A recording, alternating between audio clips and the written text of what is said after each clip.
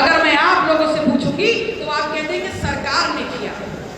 अगर सरकार ने किया तो जब इस पे बैन लगा तो आपने क्या किया? क्योंकि हमारे और आपके बच्चे जो उच्च शिक्षा संस्थानों में पढ़ने जाते हैं उनके खिलाफ जातिगत शोषण ना होने पाए, उसको रोकने का ये नियम था। तो आपने और हमने क्या किया? आप सभी लोग मेरे वीडियो सोशल मीडिया पे देखते हैं और आप उस पे लिखते हैं कि दीदी आप संघर्ष करो, हम आपके साथ हैं, दीदी आप आगे बढ़िए, बहुत ताकत से आप लड़ रही हैं। तो एक बात बताइए, जब आपने इतने सारे वीडियोस देखे हैं तो ये वीडियो भी देखा होगा कि 10 फरवरी को हमने आप सबका आह्वान किया था।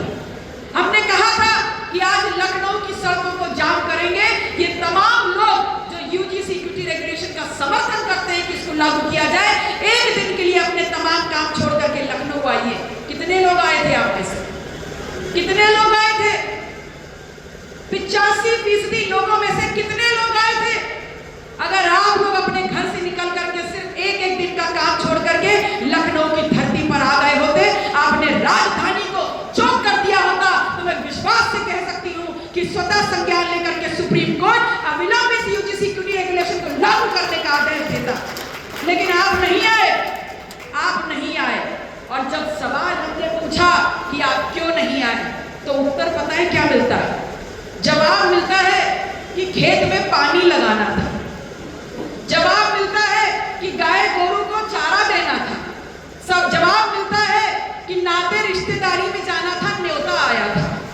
तो जरा एक चीज बताइए कि अगर खेत में एक दिन पानी नहीं देते तो फसल सूख जाती, अगर एक दिन गाय गोरू को चारा नहीं देते तो गाय गोरू मर जाते, या एक दिन अगर आप नाते रिश्तेदारी में 4 पूड़ी खाने नहीं जाते तो आपके घर का राशन खत्म हो जाता। ऐसा तो कुछ नहीं होता ना। लेकिन उसके बावजूद भी आप नहीं आए क्योंकि आप व्यस्त हैं। आप व्यस्त हैं अपनी फसल को बचाने में, और आप ये भूल गए कि खेत की फसल तो दोबारा उगाई जा सकती है, लेकिन अगर आपके परिवार की जो जीती जागती फसल, आपका भविष्य, आपका युवा बच्चा जो यूनिवर्सिटी से पढ़ने जा रहा है, अगर एक बार फांसी का फंदा लगा करके खत्म हो गया तो दोबारा जिंदा नहीं कर पाओगे आप उसको। ये बात आप भूल गए। मैं आप लोगों से कहने आई कि ऐसा नहीं है। अभी हमारे वक्ता साथी ने कहा कि दीदी जब वहां आंदोलन कर रही थी तो पुलिस ने क्या अमानवीय व्यवहार किया, तो आप क्यों डर गए उस अमानवीय व्यवहार से? हम तो नहीं डरे, क्योंकि हम पुनः इस मन से कह के जा रहे हैं कि पुलिस हमको एक बार नहीं 10 बार जेल में ठूसे, एक बार नहीं 10 बार हड्डियां तोड़े, एक बार नहीं 10 बार खून बहाए, लेकिन जब तक अपना दल कमेरा बाजवा, पल्लवी पटेल, राजमाता कृष्णा पटेल और इन तमाम कार्यकर्ताओं में दम है, हम यूजीसी इक्विटी रेगुलेशन को लागू कराने की लड़ाई लड़ते रहेंगे। और पता है क्यों लड़ेंगे? पता है क्यों लड़ेंगे? आपको आपकी भाषा में समझाते। अगर यहाँ पर लिखा होता कि भागवत की कथा है तो ये पूरा मैदान भर गया होगा, भर जाता कि नहीं भर जाता?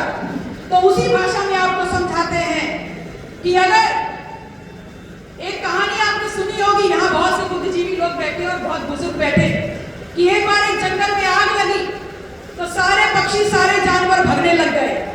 एक छोटी सी चिड़िया अपनी चोंच में पानी भर के पानी डालने लग गई।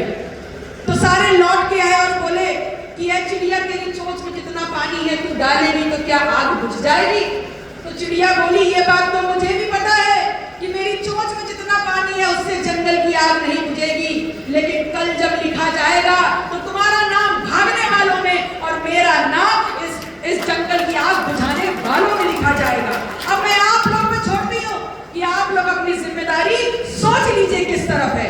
यूजीसी लागू हो, इसके लिए आपको सड़कों पे जाकर आंदोलन करना है या अपने गाय गोरू को चारा और खेत में पानी डालने का काम करना है, ये मैं आप लोग पे छोड़ती हूँ।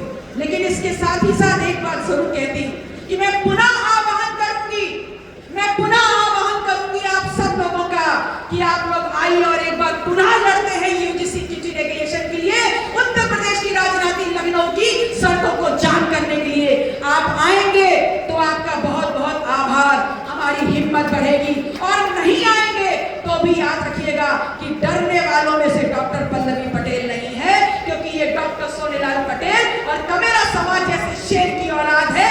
एक भी कदम पीछे नहीं हटाऊंगी, चाहे मेरे साथ कुछ भी कर ले। ये प्रशासन, ये सरकार। एक बात समझिएगा कि हम जिंदा किस लिए, इस देश का 85% जिंदा